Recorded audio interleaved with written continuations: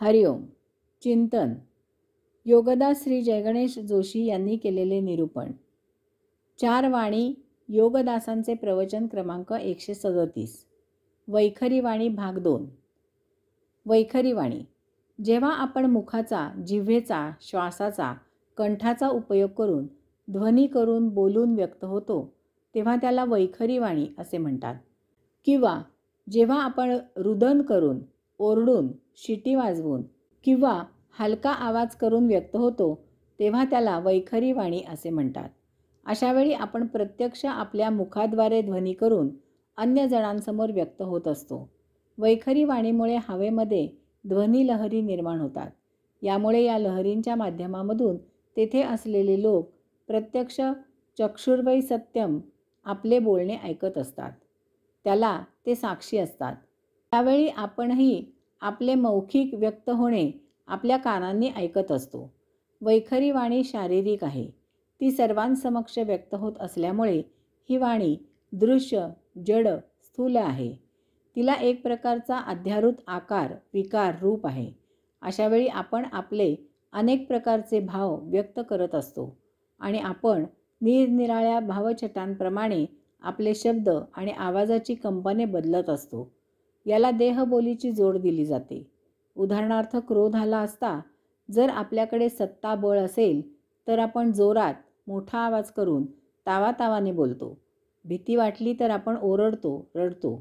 काही समजावून द्यायचे असेल तर आपण सावकाश परंतु ठाम बोलतो. प्रेमाने बोलायचे असल्यास आपण मधुर, गोड, गुलुगुलू बोलतो. मतलब साधायचा असल्यास आपण स्तुतीपर, दीनवाणे, मृदू बोलतो. टिंगलटवाळी करायची असल्यास आपण छद्मी, हसत हसत बोलतो. वैखरी वाणी हीच एकमेव वाणी मानव मुखाने बोलू शकतो. उर्वरित तीनही वाणी मानव मुखाने बोलू शकत नाही. त्या मानवाच्या अंतःकरणामध्ये असतात. वैखरी वाणीनेच मानव सत्य, असत्य, चांगले, वाईट, स्तुतीपर, निंदनीय वगैरे बोलू शकतो. अन्य वाणी त्याच्या अंतःकरणामध्ये असल्यामुळे त्या अशा प्रकारे व्यक्त होत नाहीत. वैखरी वाणी ही जागृतावस्था आहे. ती बाह्य शरीरापासून व्यक्त होताना जाणवत असल्यामुळे ती सत्य आहे असेच मानले जाते.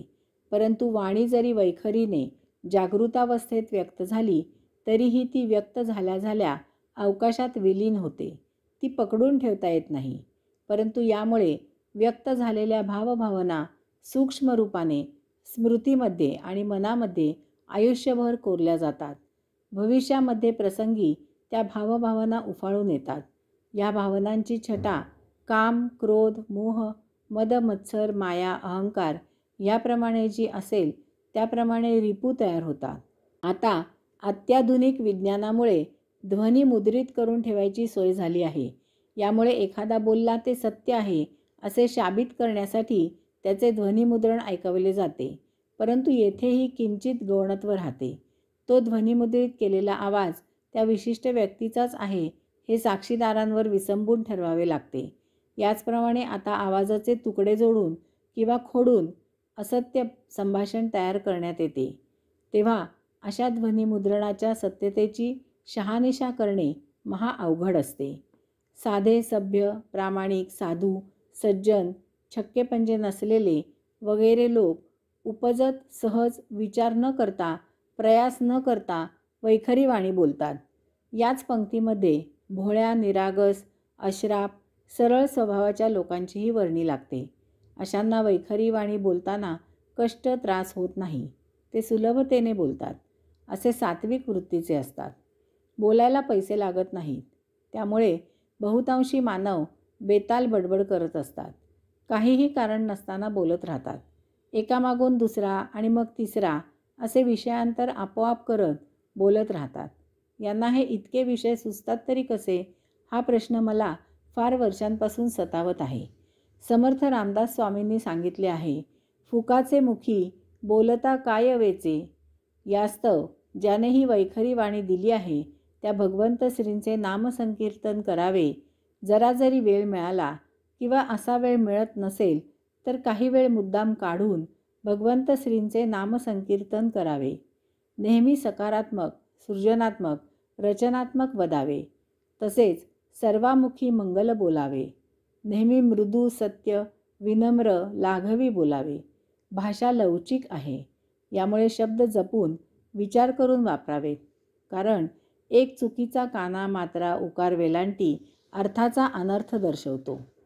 भगवंत श्रींनी वैखरी वाणी बोलण्याची देणगी, कला फक्त मानवालाच दिली आहे. यामागे अध्यात्म आहे. ते जाणून याचा उपयोग त्यासाठी करावा. मानवाला अनन्यसाधारण बुद्धी, स्मृती दिलेली आहे. त्यायोगे त्याने या सृष्टीकर्त्याला ओळखावे. आपल्या मानवी देहाचे अनन्यसाधारण महत्त्व जाणावे. 84 लक्ष जीवांमध्ये हे फक्त मानवच करू शकतो. अध्यात्मज्ञान, आत्मज्ञान आपण स्वतः जाणावे आणि ते अन्य जणांना सांगावे. या मानवी देही आता 84 लक्ष जीवांची वैश्विक यात्रा संपन्न करायची आहे. हरिओम.